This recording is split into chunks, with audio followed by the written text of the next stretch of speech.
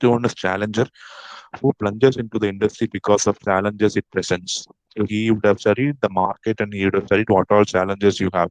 He will directly address those problems.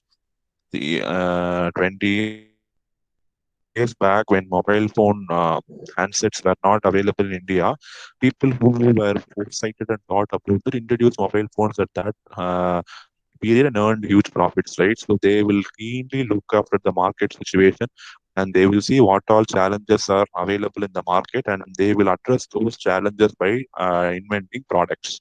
When one challenge is met, they look after the other challenge. See, in those days, getting a broadband connection itself is a challenge. Now everybody is given that everybody is having mobile handsets nowadays, getting mobile data is accessible to everyone. So now we are not satisfied with that. Now we want even more high speed. Now we go into fiber. Now everybody is offering fiber. Now the competition will be in the price. Who is offering fiber at a cheap price? So when one challenge is met, they look for other challenge. When the Geo came, they want to target the data industry, mobile data industry, and they were successful in doing that.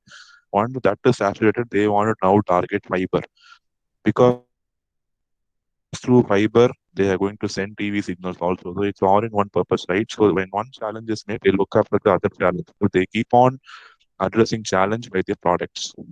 Okay, so that's how they grow in their market.